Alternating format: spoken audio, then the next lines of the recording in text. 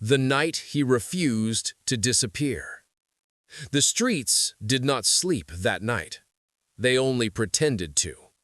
Harlem breathed differently after midnight, slower, heavier, as if the bricks themselves were listening. Street lamps flickered like tired eyes, casting long shadows that stretched across the sidewalks and into doorways where men waited, hoping not to be seen. The wind carried the smell of rain and iron, and somewhere in the distance a train howled like a warning that no one wanted to hear. He walked alone. Not because he had no enemies, but because he had already made peace with the idea that danger never needed an invitation. People called him many things. Some whispered his name with respect, others with fear. But very few understood the truth. Power, real power, does not come from fists or weapons. It comes from knowing exactly who you are when the world decides you shouldn't exist. That night, the world decided. A message that crossed too many lines. Across the city, far from Harlem's narrow streets, a different kind of room was filled with silence. Leather chairs, cigarette smoke, crystal glasses untouched. A man sat at the center of the room, his fingers resting calmly on polished wood. He had wealth, influence, reach, things that made men believe they were untouchable. And yet, something had begun to bother him, something he could not control. Respect, or rather, the lack of it. In his world, silence was obedience, fear was loyalty, and defiance was a mistake that had to be corrected quickly before others got ideas. "They say he still walks like nothing can touch him," one voice said carefully. The man did not look up. "Then he needs reminding," he replied. "No shouting, no rage, just a decision, a quiet one." And quiet decisions were always the most dangerous. The men who walked into the dark. 3 figures moved through the night like borrowed shadows. No conversation, no hesitation. They had been promised things men like them believed in: money, favor, protection. In their line of work, belief replaced morality long ago. They were not there to make noise. They were there to send a message. But messages, like words, depend entirely on how they are delivered and whether the recipient is still alive to understand them. The moment that changed everything. He sensed it before it happened. Not fear, instinct. That quiet tightening in the chest that comes when something invisible steps too close. He slowed, just slightly. The city seemed to hold its breath. Then chaos broke the silence. Footsteps, a sudden movement, pain like fire ripping through the night. He went down, but not quietly. There are moments when the body fails, but the spirit refuses to follow. This was one of them. He fought not with rage, but with refusal. Refusal to vanish, refusal to be erased. The attackers fled as quickly as they came, because they believed the job was done. They were wrong. The mistake that history remembers. They left him breathing. That was the mistake. Because breath is not just life, it is defiance. He lay there in the darkness, bloodied but aware, staring at the sky between buildings. Each breath hurt, each second burned. But with every inhale came a single thought, steady and unbreakable. I'm still here. And as long as he was still here, the story was not over. A different kind of strength. By morning, whispers traveled faster than truth ever could. He survived. They thought he was finished. He shouldn't be alive. But survival was never the point. What mattered was what came after. Because the strongest men are not the ones who strike first, but the ones who rise quietly, learn carefully, and never forget who tried to erase them. Somewhere across the city, a champion trained in silence, his fists famous, his discipline unmatched. He understood something the world often forgets. Strength without restraint destroys itself. Strength with purpose reshapes history. Their paths had not yet crossed, but fate had begun stitching threads together. The promise of what's coming. That night did not end a life. It started a reckoning. One that would unfold not through revenge alone, but through patience, strategy, and an unshakable belief that dignity, once earned, cannot be stabbed away. They thought fear would silence him. Instead, it sharpened him. And in the quiet aftermath, as Harlem woke to another uncertain dawn, one truth settled into the streets like morning light. You can knock a man down, but if you leave him breathing, you better be ready for what he becomes. The weight of being unbroken. Power always reveals itself under pressure, not in moments of comfort, but in the slow, grinding tension when every decision carries consequences that cannot be undone. As weeks turned into months, the city began to feel that pressure building, like air trapped inside a sealed room with no windows left to open. Nothing dramatic happened on the surface, yet everything underneath was moving. Deals stalled, old understandings quietly dissolved. People who once spoke with certainty now measured their words, aware that even silence could be interpreted as a position. The man who had survived understood this phase better than anyone else, because he had lived long enough to know that when systems begin to shake, it is not the loud players who determine the outcome, but the patient ones who know where the fractures already exist. He spent long hours listening, not just to information, but to emotion, because fear speaks differently than confidence. Confidence is careless, fear is precise.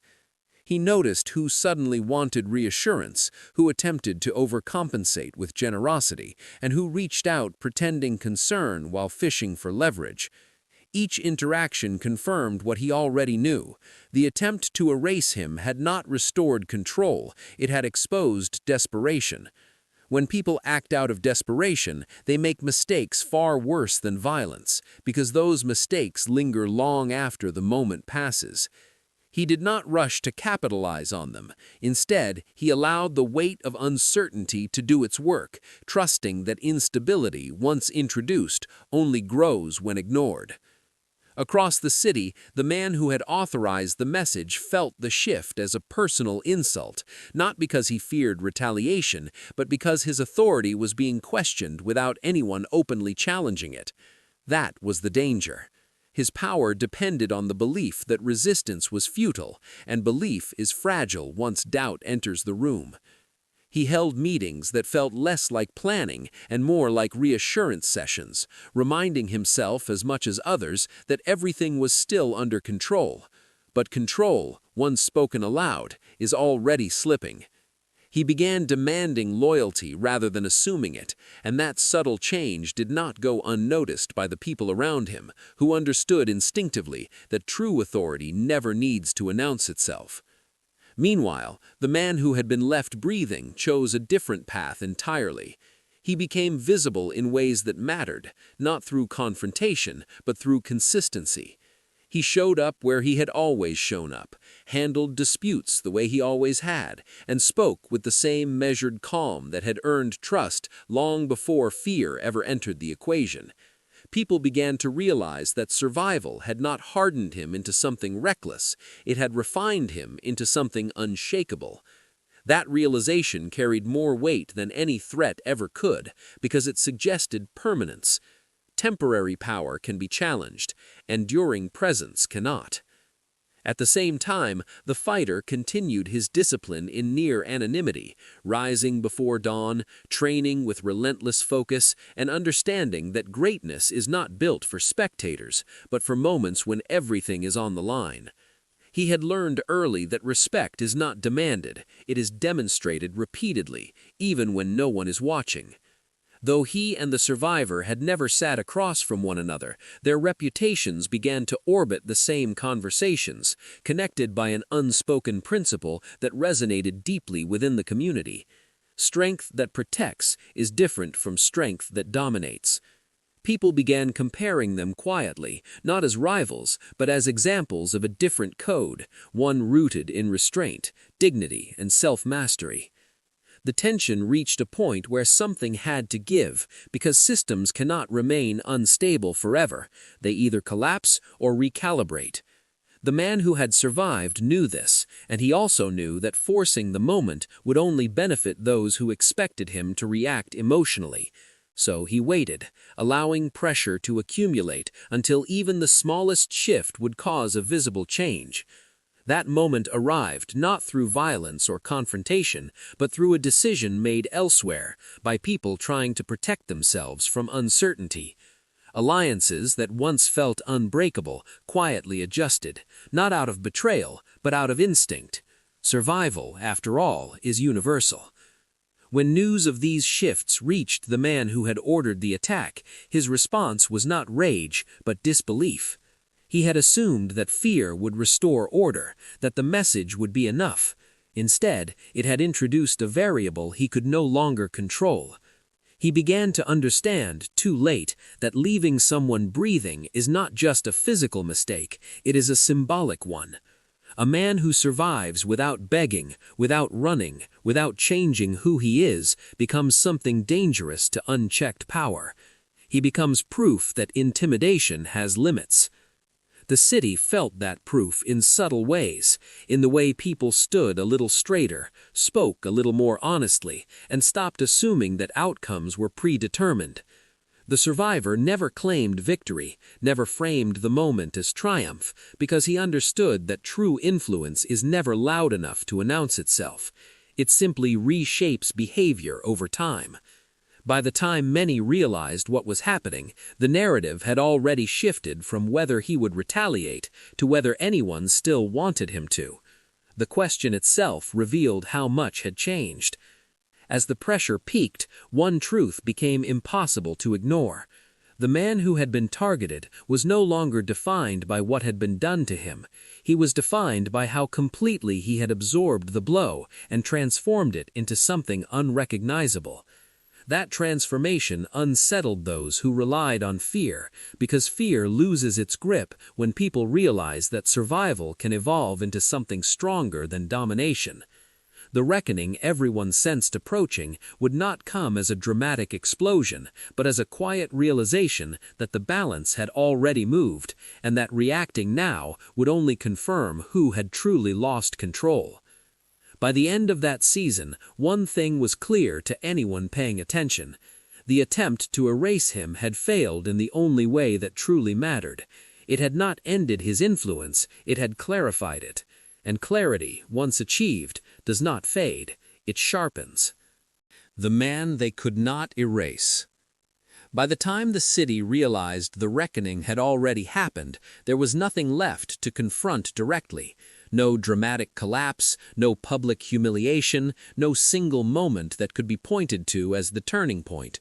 Instead, the shift had occurred quietly, the way seasons change without permission, the way authority drains from a voice that no longer commands belief. The man who had survived understood this outcome better than anyone else, because he had never aimed for revenge or recognition. He had aimed for permanence. Permanence does not announce itself. It embeds itself so deeply into daily life that removing it would require dismantling everything around it. That was the mistake his enemies made, believing that survival alone was the story, when in truth, survival was only the foundation. The man who once believed himself untouchable now found that power had become heavier rather than stronger. Every decision required reinforcement, every order needed justification. He noticed how often people nodded while quietly preparing alternatives, how loyalty now came with conditions instead of certainty. Fear still existed, but fear without belief is unstable, and instability spreads faster than confidence ever does. He began to understand, in moments he would never admit aloud, that the message he had ordered months earlier had backfired in the only way that truly mattered. It had created a living reminder that authority enforced through intimidation alone eventually collapses under the weight of its own insecurity. Meanwhile, the survivor moved through the city with the same measured calm he always had, but now his presence carried something deeper than respect. It carried reassurance. People no longer saw him as someone reacting to danger, but as someone who had absorbed it and emerged clearer, steadier, and more intentional. Conflicts resolved themselves more quickly around him, not because he demanded outcomes, but because his consistency reminded others that chaos was not inevitable. He had become a stabilizing force, and stability in uncertain times is the rarest form of power. Without ever declaring it, he had positioned himself as someone whose existence reduced harm rather than provoked it. The fighter, now rising into public awareness through discipline rather than bravado, embodied the same principle in a different arena. His victories were not celebrated for their spectacle, but for their control, for the way he demonstrated that strength guided by restraint earns a deeper kind of admiration. When people spoke about both men in the same breath, it was never about dominance or fear. It was about composure under pressure. It was about what happens when a person refuses to become smaller or crueler just because the world attempts to break them. Their parallel journeys reinforced a truth that resonated far beyond their individual stories. Power that serves something greater than itself endures, while power that feeds only ego consumes itself. As time passed, the attempt on the survivor's life faded into history, not because it was forgotten, but because it lost its intended meaning. It was no longer a warning, it became a lesson. People remembered it not as an act of intimidation, but as the moment when intimidation